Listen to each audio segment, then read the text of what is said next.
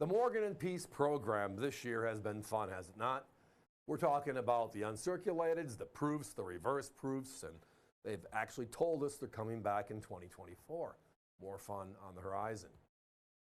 But the real fun for people like me that just love the history and collecting of coins, maybe many of you as well, is going back to the vintage coins and just looking for the needles in the haystack. Well, tonight we have a vintage peace dollar, certified 5. When you listen to the numbers behind it, at the price we have it, wow, not going to last long. We're talking about the first full year of production, everybody. That would be 1922. Philadelphia, Denver, San Francisco.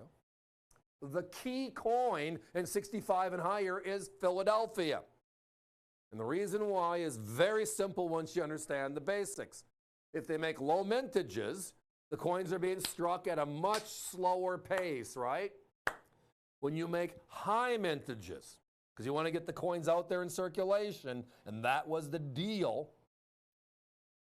They made 51 million coins in 1922, right? They're striking like this, right? Which means the quality just isn't there.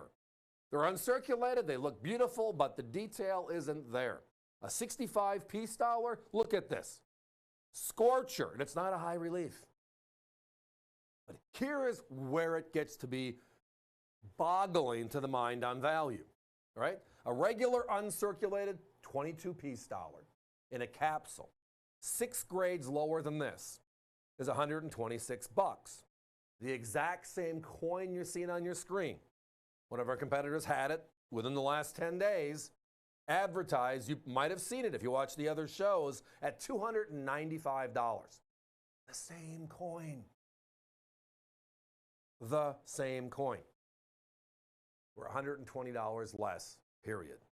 But the numbers, this is where it gets exciting. And I'm a coin geek. I look at the numbers to help me tell the difference because no two coins are ever alike.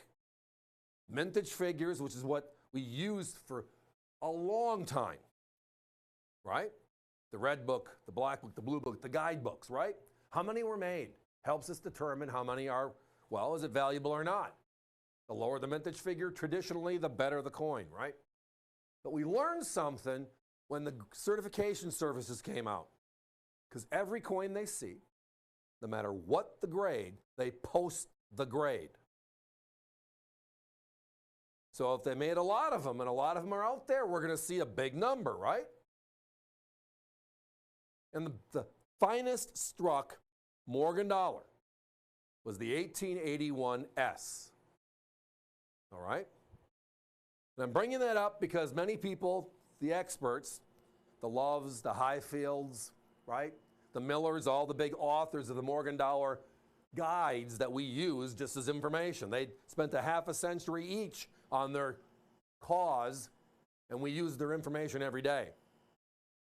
They all agree the 22 piece is the coin for just outright strike, even though it was a high mintage coin.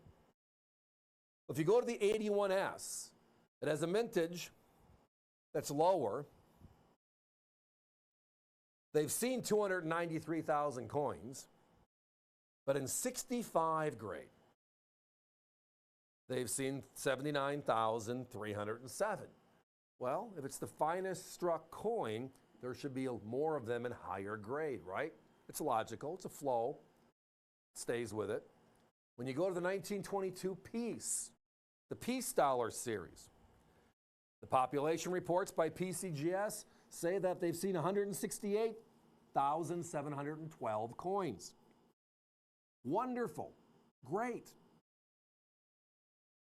But now, when you get to Mint State 65, the premium gem grade, 9,793. 70,000 coins less than the 81S in the same grade. 70,000 coins. And the 81S sells for how much in 65? We sold it out a couple of weeks ago at $299.95. Not kidding. That's the way the numbers work. So we are thrilled, outright thrilled, when we can find high-grade peace dollars because they don't exist. But here's another spin. Let's look at the brand new peace dollars the last couple of years, right? On August 10th, 2021, the U.S. Mint sold out of 200,000 coins in about 7 minutes. Today, that coin, where there's 200,000 of them known, is a $300 coin in the original government box because the low mintage matters. Well, for us, the older coins are not mintage, it's population. How few of something. And in this case, less than 10,000 are known, and it sells for half the price. Right?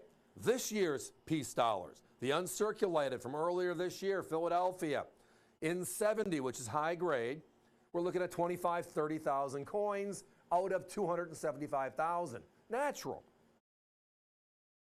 For modern issues, we should see about a third of them being top grade, right? That coin is over $200 in that grade, and there's significantly more of them. The San Francisco proof, right? The San Francisco proof that was out in the middle of the year as well. 400,000 struck. And in perfect condition, of where there's like 35,000 of them certified so far, 35,000 of them sells for more than this. And then the last one, the 250,000 reverse proof, in 70, competitions are $200 to $250 each for it. And it just came out in the last 30 days, right? The pre-sales, and now they're actually flowing out to customers. So we look at the rarity index, we look at the quality of coin, the quality of strike, and we look at the price. And this one just is a sweet spot coin if there's ever been one. One of my favorites, I wish we had them more often, because peace dollars in 65 are just outright scary scarce. As I referenced, the 81S, one of the most beloved Morgan dollars. There are 79,000 of them, 307 as of today, and it sells for $299. This one, in certified 65, there are 9,793 of them known, 65 and higher, I should say, just like the other. So 70,000 coins less, and it sells for less money. Yeah, that's why it's a bargain. Guys, we don't have time for a clock. Everything looks to be balanced, number of coins, number of calls. If you're on the web, please check out. We're having a lot of sellouts tonight. That's a great thing. Thank you all. It's time to be moving on.